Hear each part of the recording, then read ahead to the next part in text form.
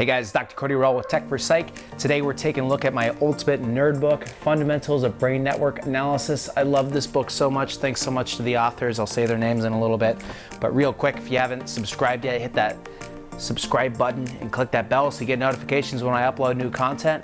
All right, we're taking a look at graph theory today. It's actually a really cool concept. So this video, I wanted to talk about something called graph theory and how it can help us understand the brain and take the next step necessary to get to where we're doing personal device brain imaging and using that to help people with either psychological or psychiatric disorders or self-improvement.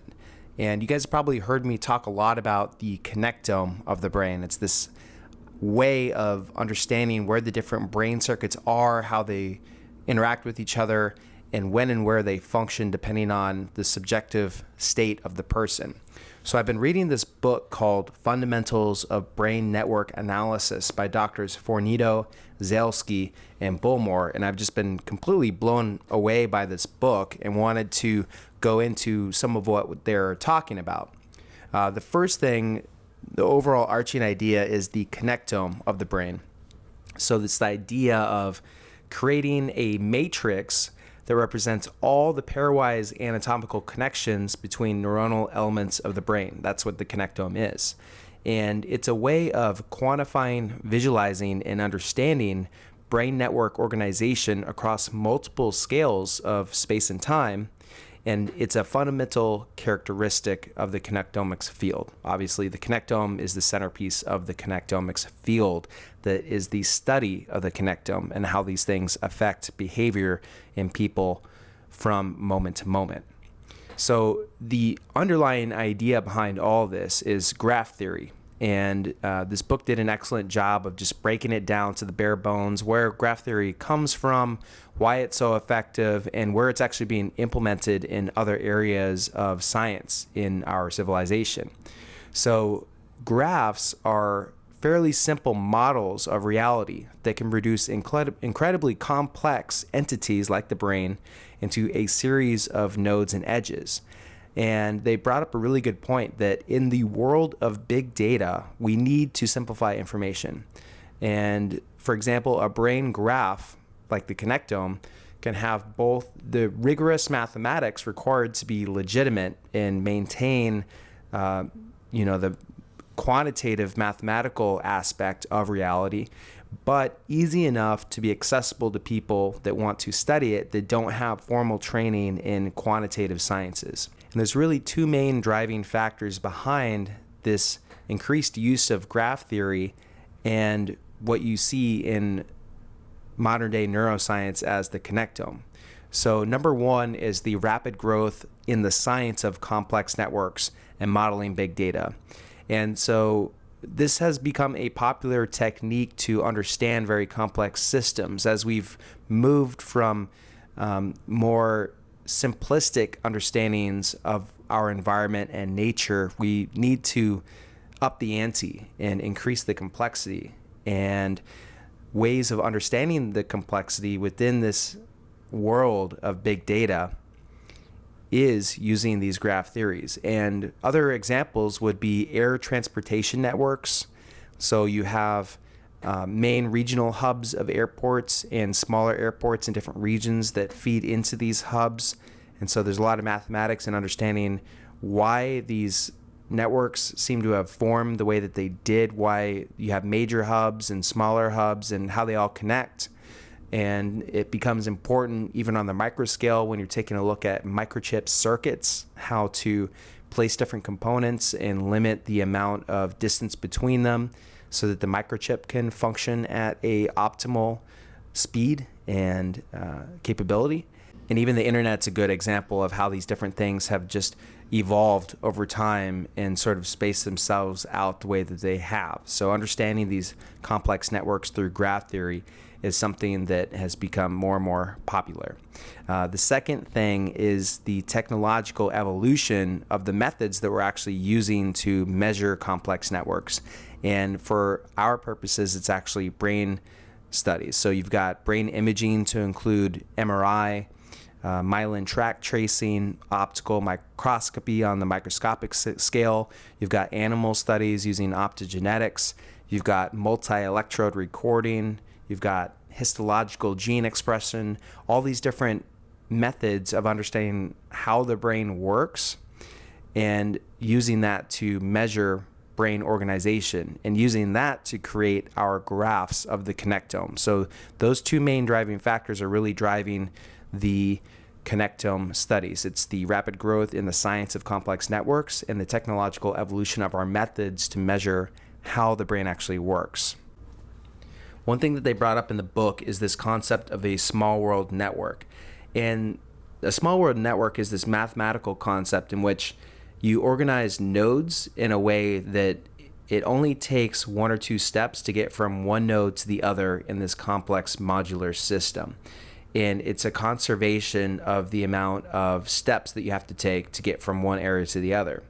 But in nature, you do find small world networks, but they might be constrained by physical limitations. So in the brain specifically, what they found through functional MRI studies is that the brain is in a small world network. It's organized mathematically that way, and that it contains hubs and that it has a hierarchical modular structure, but it is constrained by the wiring costs. So the wiring costs are the axons and the myelin sheathing that the signal is propagated down. You know, that takes energy to maintain. It takes energy to send the signal further. So it's this constraint, this physical and physics constraint of making it so that the signal from one part of the brain to the other doesn't have to go through a bunch of hubs to get there, that it only has to take one or two steps, but that's minimized by the wiring costs. So it's kind of molded between those two pulling factors in physics. And I thought that was really interesting. So the brain is kind of the small world network that's limited by the physical limitations. And, you know, that's how we're understanding how the connectome is arranged. And another point that they made is that these technological advances that we've made for acquiring, curating, and disseminating this data, because you have different measurement techniques, right? So you have functional MRI for a large scale of the brain, and then you have multi-electrode recording for microscopic parts of the brain. And the idea is these are on different scales of time and space physically. So how do you link these two different measurements?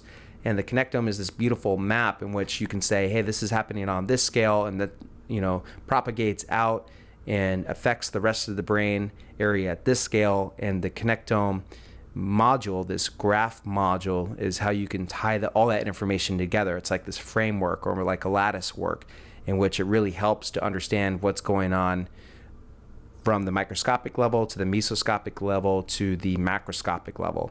And it really allows us to ask all these questions. It's like, what's the general organization principles of brain networks? How does brain network structure constrain its function?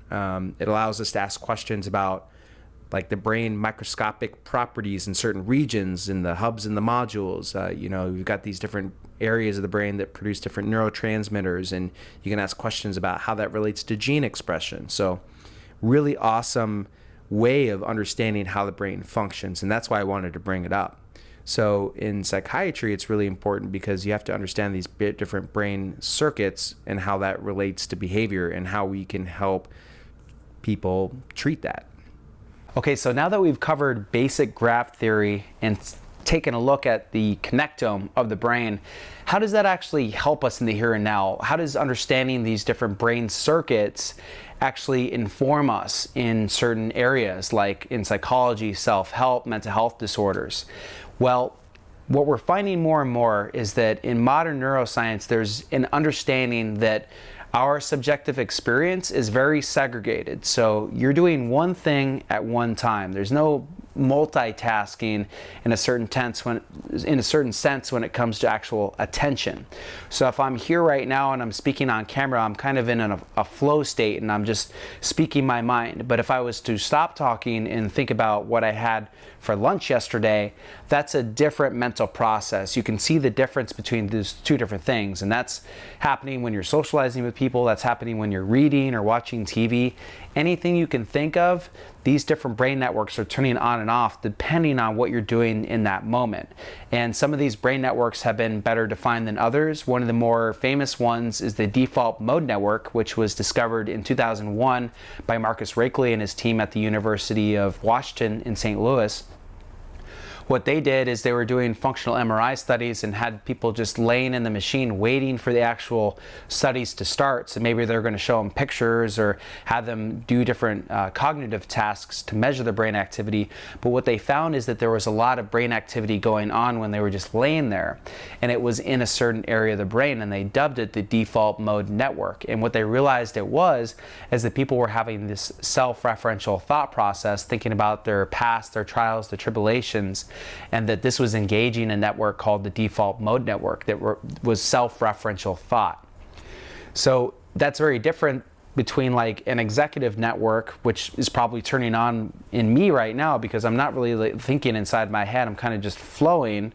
So that's a different network that turns on. And what they've found in child and adolescent brain scan studies is that these networks tend to segregate out in adolescence. That's where our brains mature and these different circuits become more segregated. And what they found is that in certain mental health disorders, these circuits are not as well segregated out as they should be. And a prime example is schizophrenia. So usually the executive network, the network that turns on when you're actually experiencing the external environment, and the default mode network, the network that turns on when you're experiencing self-referential thought, are not as well segregated out. They're kind of turning on at the same time or communicating in a way that's abnormal, and they see that in people with schizophrenia. In my mind, my theory is people often have auditory hallucinations in schizophrenia. So you can imagine if a sound that's supposed to be coming from inside your head from self-referential thought, like a voice in your head, right? If I think, this is what I had for lunch yesterday, this is what I want to do tomorrow, that internal thought process I recognize as being within my own head and my own voice, right? Imagine if those networks were sort of melded together and cross-communicating. Internal thought processes could be experienced as external sounds. How scary is that? The auditory hallucinations could actually be from internal processes in the brain, but you experience it as coming from the environment because that brain network that tells you that that's where it's coming from is turned on abnormally. So these networks are supposed to segregate out, and when they're communicating to each other and cross up, these bad things happen. And it's really unfortunate because it declines the person's ability to function from day to day and creates a downward spiral where they eventually could become homeless because their friends and family simply cannot put up with the paranoia or delusions or auditory hallucinations or other things that come along with it, and it's really sad. So we see other connection abnormalities in different disorders like mood disorders, anxiety disorders, ADHD, or externalizing behavior, in which people or children usually are oppositional defiant and really angry and lash out. You have different disorders like fear. So fear is a big one. With PTSD, usually the frontal lobe has good control over the amygdala, but when that connection is not as solid as it normally is, the amygdala runs amok, because usually when you get anxious, right, you can tell yourself, all right, calm down, everything's going to be okay. We're not being chased by a lion in the Serengeti right now. Everything's going to be fine. But unfortunately, when people experience trauma, either the amygdala is such in high up level of hypervigilance that the frontal lobe simply can't handle it, or the frontal lobe is not functioning as well, meaning that any amygdala process really gets your anxiety and blood pressure and heart rate up to where you're very, very physically activated and you're exhausted because you have so much anxiety, okay? So those connections are really important as well. And there's different connections throughout the brain. For mood, for instance, usually with depression, one example is they're seeing increased connectivity between the ventral attention and salience networks. So the salience network is a network that turns on and off depending on what brain network you're supposed to be in. It's almost kind of like the routing switch. So there could be an abnormality in the routing switch that makes people click into, often it's the default mode network all the time, because they're always in their head thinking about things that they did wrong, thinking about things that they're worried about, and enhancing and re-assimilating that thought process that makes them sad, that makes them depressed. Another one would be, like I said, the externalizing behavior, which is like usually ADHD or lashing out behavior. Think of a kid that's just making a lot of trouble in class. Often there's a lower connectivity within the default mode network. So people with a mood disorder would have higher connectivity in the default mode network because they're always in that self-referential thought. Maybe a kid with ADHD that doesn't know how to sit still and have his own thoughts, he's always externalizing his behavior, has a lower connectivity in the default mode network because they don't spend enough time within that self-referential thought and being more of an introvert rather than like an extrovert that's just getting in everybody's business. So there's greater abnormalities in ADHD with lower connectivity in the default mode network, and actually problems as well with the salience network. That turning on and off switch is abnormal. So as you can see, taking from graph theory, branching it up to the connectome, and understanding the actual networks of the brain allow us to understand these behavioral abnormalities. And eventually my hope is that with this information we can really supercharge self-help books and audio books and meditative training exercises and visualization exercises, so that people can really improve their lives, that they can really enhance their minds and get their brains functioning very optimally. And I'd like to introduce probably some stem cells into that treatment so that people have stem cells in their system that can enhance healthy brain products like BDNF and allow the neurons to grow new dendrites to increase learning, semantic learning,